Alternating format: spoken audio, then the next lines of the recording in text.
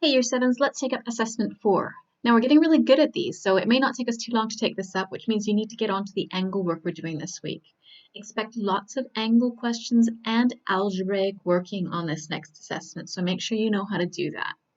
But for now, let's take up this assessment on angle theory, sequence diagrams, algebraic working, and fractions of time. Here's our first question. It's angle theory, angles in a full turn, and showing the algebraic working that goes along with this. So, first of all, we should see this is angles in a full turn, and we know that angles in a full turn add to 360. We can already see that the working is set out here for us, but I think some people find that confusing, so you should do your own working on paper first.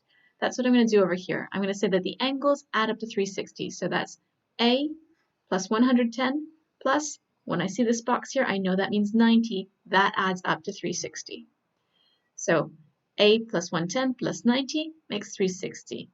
Now to simplify that, I know that I want to figure out what A is, but first I'll group my like terms, so I'll work out what 110 plus 90 is. So that's A plus 200 makes 360. And again, to get A on its own, I need to move the 200, to the other side. It's adding here, so I need to subtract. That's how I'm going to find out what A is, by getting it by itself. So A equals 360 minus the 200, which means A on its own must be 160. So showing all my working here correctly, make sure that I'm following the right format, then have a look over here and you'll see that you've already found the blanks that you need to fill in. A plus 110 plus 90 adds to make 360 because that's a full turn. Then I grouped my like terms, so my 110 plus my 90 made 200, and A plus 200 makes 360, again for the full turn. Now to get A on its own, I took the 200 to the other side, starting with what was there first, the 360s first, and it's 360 minus 200. And finally, I've done that subtraction. I found the value of A, and it's 160.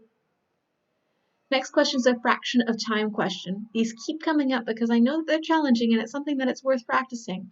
More than fractions of time, what we're practicing here is working with fractions and mixed numbers.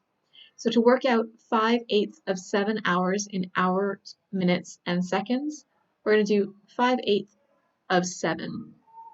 And our answer will be in hours. So 5/8 of 7 means 5/8 times 7, which means multiplying the 7 by the top of the fraction, multiplying the 7 by the numerator, that is. So I'm doing 5 times 7 over 8. The denominator does not change. So 5 times 7 is 35. And then I have to turn this into a mixed number because right now it's top heavy. I know I can fit at least one 8 in 35. Can I fit 2? That would be 16. Yeah, I can fit more than that. 3/8 is 24. 4/8 is 32. 5/8 would be 40, and that's too big. So I can fit 4 full 8s into 35, which is 32, which means I have 3 remaining, because 32 plus 3 would make the full 35. So my mixed number is 4 as a whole number, and the 3 that's remaining remains in the fraction over 8. So far I've worked out the hours. 5/8 of 7 hours is 4 and 3/8 of an hour. So 4 full hours and 3/8 of an hour, which I'll need to break down into minutes. So continuing with my working here, 3/8 of an hour is 3/8 of 60 minutes. So working out the minutes, 3/8 of 60 means 3/8 times 60. Again, to multiply by a fraction, we do not need to multiply the bottom of the fraction. We're just multiplying the top. So we're doing 3 times 60 over 8. 3 times 60 is 180. 3 times 6 was 18, so 3 times 60 is 180, right? And again, I've got this top-heavy fraction, and I'm thinking, how many 8s can I fit into 180? I gotta go trying at this, and I know it's quite a big number, but I know that 10/8 is 80, so it's gonna be more than 10/8. If I even double 80, that's 160. That's quite close. That's 20/8. And I can go even closer than that. 22/8. That's 176. That's 176. That's almost 180, but not quite. I still have 4 remaining. 176 plus the 4 would make the full 180. So my answer is 22 whole 8s fit into 180, and I have 4 remaining over 8. So The fraction part can still be simplified, but the whole number part I've got. It's 22 full minutes. And 4/8 is the same thing as 1/2, dividing both top and bottom by 4. So I now know that it's 4 hours, 22 minutes, and half of a minute. So let's go on and work out the seconds then. 4 hours, 22 minutes, and half of 60 seconds to make a full minute. Half of 60, I hope you already know this, but going through the working, half times 60, we only times the top, so 1 times 60 over 2. That's 60 divided by 2, and 60 divided by 2 is 30, so 30 seconds. In total, that is 4 hours, 22 minutes, and 30 seconds. Now, I know this is challenging, and a lot of you have been looking for extra practice, so here's a few extra practice questions you can try. Now, hit pause if you want to try them right now, because the answers are about to pop up. I hope you hit pause. Here are your answers. Right, let's move on. Next question is diagram sequences. Here I've got diagram 1, which is just one little square, then diagram 2, which is that one square, and one extra square in all 3 of those directions. And diagram 3 is just like diagram 2, but with an extra square in all 3 directions. So if I were to continue that pattern, I hope you notice that every time I do a diagram, the next diagram is that same as the previous one, but I'm adding on an extra square at the top, an extra square on the right-hand side, and an extra square at the bottom. So how many squares are added to each diagram to make the next diagram in the sequence? Well, I've put it here in purple so it's clear and obvious. I've added on 3 more squares. How many blue squares will be added to the next diagram? How many blue squares will be in the next diagram? Well, I've drawn the next diagram here for you. You just need to count it carefully. I've got 1, 2, 3, 4, 5, 6, 7, 8, 9, 10. There are 10 blue squares. Okay, now here comes the hard bit. How many blue squares will be needed to make the nth diagram? This is the first diagram, second diagram, third diagram, fourth diagram. Nth diagram is some number for the diagram somewhere down the line, and we don't know what n is, which is why the formula includes the n. It's some multiple of n plus or minus some adjustment to that times table. So let's start by looking at the sequence. Here's the diagrams we've seen so far, diagram 1, 2, 3, and 4, and those are all numbers we could easily replace with the n in the nth diagram formula. Here are the numbers of blue squares. That wasn't supposed to be like that, and it's 1, 4, 7, and 10. Now you've already sort of found your pattern here. You noticed right at the beginning that we're adding 3 squares every time. 1 plus 3 makes 4, 4 plus 3 makes 7, 7 plus 3 makes 10. But this is not the 3's times tables. It's similar to the 3's times table because it jumps by 3's, but it's not the 3's times tables. We can start writing our rule by saying that it jumps by 3, so that's the number that goes in front of the n. But we need to make an adjustment to the 3's times table. If I just did 3 times n, so 3 times 1, this here would have to be 3. If I did 3 times n for this diagram, it would be 3 times 2, which would be 6. If I did 3 times 3, that would be 9. If I did 4 times 3, that would be 12. Do you notice what's different about these terms compared with the 3's times table? They're all less than the 3's times table. They're all 2 less than the 3's times table. So that's our adjustment. We need to minus 2. So our rule is 3n minus 2. So how many blue squares are needed to make the 18th diagram? Well, we've just worked out the rule for this sequence. The nth diagram could be any number, and now we're replacing the n with 18 because we're talking about the 18th diagram. So I'll write the rule out. T equals 3n minus 2, and for the 18th diagram, I'm going to replace the n with 18, and I'll work out what the number of squares will be. So we'll do 3 times 18 minus 2. You see, I just replaced the n with an 18. I put it in brackets there so nobody would think it was 318. It's 3 times 18. A number in front of a letter is multiply.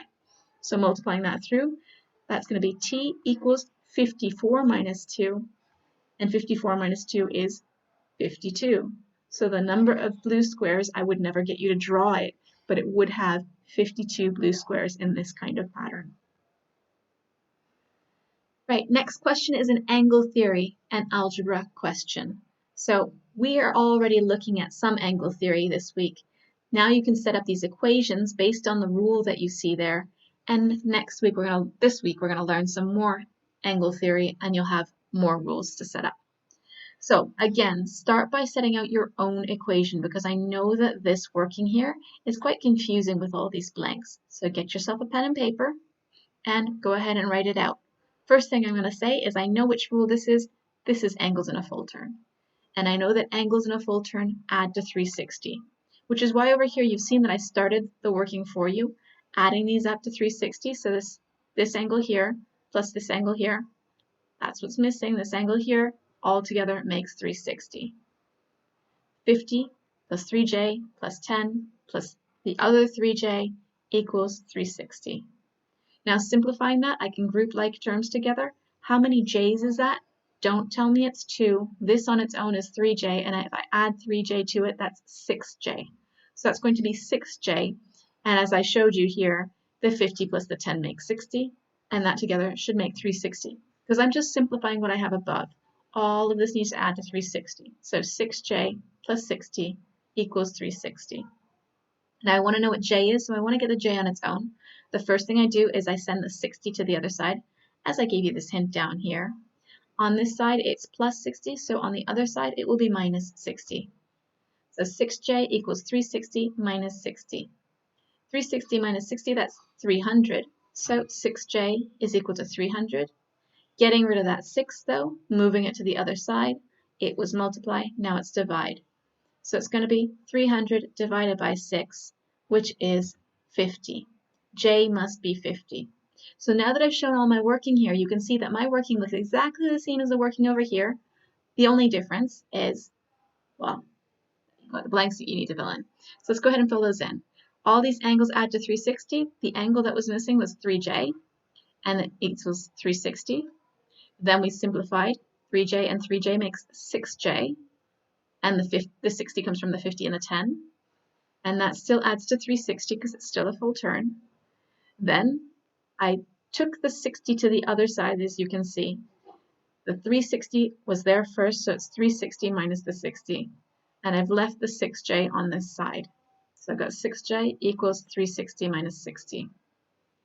Next step, I've clearly done this subtraction. So 360 minus the 60 goes here. And the 6 is missing from in front of the j, so it comes after, and it's divide. And that gives us j is 50. Now, how big is the biggest angle? That could be a trick question because the diagram is not drawn to scale. However, I definitely know that this angle is bigger than this angle, because whatever this is 10 more. So maybe the 50 is the biggest angle, or maybe this is the biggest angle. Let's work it out and see. So I think that 3j plus 10 is the biggest angle. I've already worked out that j is 50. So I'm pretty sure this is bigger than just 50. It's 3 times 50 plus 10. 3 times 50 plus 10 would be 150 plus 10, which is 160. That's got to be the biggest angle. Okay, vocabulary and types of angles. Here we've got our different types of angles. And here we've got just the names of the diagrams. Looking at that first diagram, I see that I've got one big angle and one small angle. That's one obtuse angle and one acute angle. But I'll bet some people got tripped up on that one because I don't have that down here. I've got 2 obtuse angles, and that is definitely acute, so it's not 2 obtuse angles. I've got an obtuse angle and a reflex angle. No, that's definitely not reflex. It's less than 180. I've got 2 acute angles, and this is definitely obtuse, so it's not that one. I've got an acute angle and a reflex angle. No, like I said, this is obtuse and that's acute. And I've got supplementary angles. What are supplementary angles? If you remember from our work last week, you'll remember that supplementary angles are angles that lie together at the same point on a straight line. So you add them together and they make 180. So A shows supplementary angles, angles that make 180 on a straight line. Okay, the second diagram, diagram B, shows. Now I see that this looks like a 90-degree angle, So obviously neither of these angles are bigger than 90. They're both smaller than 90. They're both acute angles. Do we have two acute angles down here? That's two obtuse angles? No. An obtuse angle and a reflex angle? No. Two acute angles. It's this one here. And finally for C, here I see it's almost a full circle. This big angle here is a reflex angle, bigger than 180. And this smaller angle in here, is it acute or is it obtuse? Is it bigger or smaller than 90? That one's clearly acute. It's smaller than 90 degrees. So I've got a reflex angle and an acute angle. Have I got that here?